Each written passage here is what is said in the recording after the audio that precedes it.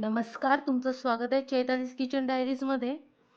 तर आता अक्षय तृतीया आलेली आहे, त्यासाठी आपण साटोऱ्या करत असतो. तर साटोऱ्या तशा करायला खूप सोपी आहे आणि पटकन होतात. तर आज आपण ती आता साटोरीमध्ये जे सारण लागतं ते आपण तयार करून घेणार आहोत. तर इथे मी खोबऱ्याचा किस घेतला आहे, पूर्ण 1 पाऊल, आणि अर्धी वाटी साखर घेतलेली आहे आणि 1 विलायची घेतली. आपण हे मिक्सरच्या पॉटला फिरून घेणार आहोत. सगळं साहित्य आणि विलायची पण याच्यात टाकून घेऊ. आता हे फिरून घेते मिक्सरला. तर मी इथे एक ताट घेतलं. सर्वप्रथम आपण पाणीसाठी लागणारं साहित्य बघून घेऊ आणि ते सर्वात प्रथम तयार करून घेऊया. तर मी ते 1 वाटी 1 बाउल रवा घेतलेला आहे. तुम्हाला जितक्या क्वांटिटीमध्ये बनवायचे तर याच्या आरामात 6-7 होतात साटोऱ्या. चिमूटभर असं मीठ टाकते याच्यामध्ये आणि आपण याच्यामध्ये गरम तेल टाकणार आहोत मोहन करता. इथे गरम तेल टाकते मी आणि गरम असल्यामुळे थोडं त्याच्यात राहू दे. आपण यामध्ये मोहन टाकून घेतलेलं आहे तेलाचं गरम. आता थंड झालं, छान मळून घ्यायचं पहिले पूर्ण व्यवस्थित.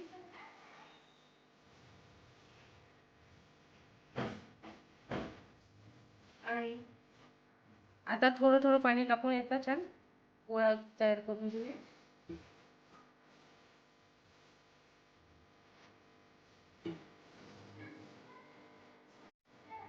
तर या ठिकाणी तुम्ही पाहू शकाल आपण छान गोळा तयार करून घेतला आहे आणि हा भिजण्याकरता 15 ते 20 मिनिटं झाकण ठेवून देऊया.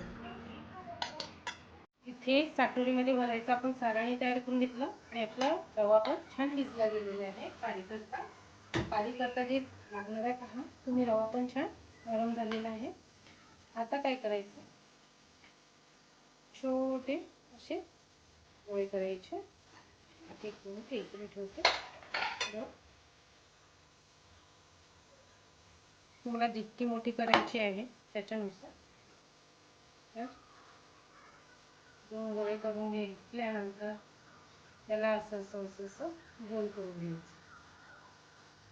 असं असं असं असं हाताने त्याला करून घ्यायचं. जी पारीला करून घेते 2 सारख्या आकाराच्या करायच्या.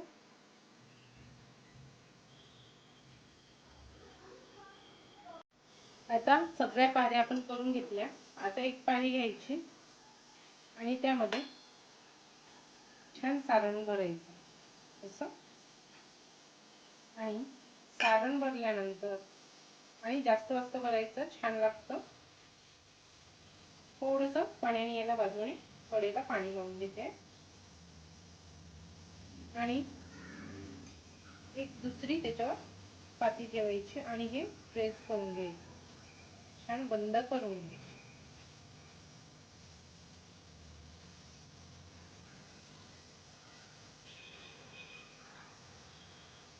पूर्ण किनार टाकून घ्यायची म्हणजे ती फुटू नये तेलामध्ये. छान पहा. आता मी सगळ्या पहिले पूर्ण करून घेते आणि मग नंतरचं स्टेप करूया आपण. मी या ठिकाणी संपूर्ण साटोऱ्यामध्ये सारण भरून घेतलंय. आता आपण थोड्या लाटून घ्यायचे.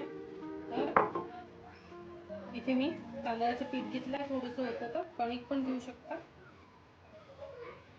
आणि जसं लाटून घ्यायचं.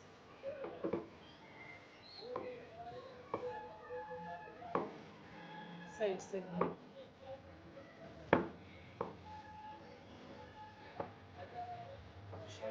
गोल करून घ्यायची. मस्त गोल करून घ्यायची आणि संपूर्ण अशी छान लाटून घ्यायची.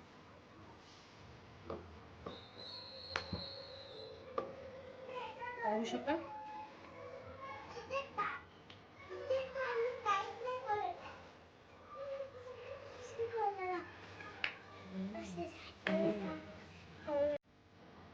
संपूर्ण साटोरे मी लाटून घेतले छान आणि पहिले कडेकडेने लाटल्या, नंतर मध्यात आपण प्रेस केलं, तुम्ही पाहू शकाल.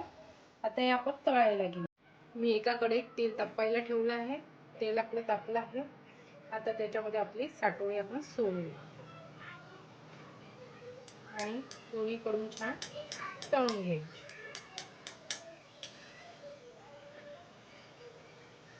आणि बिलकुल छान खस्त होते आणि खूप छान लागते ही. अशी एरवी उन्हाळ्यात खायला पण खूप छान लागते.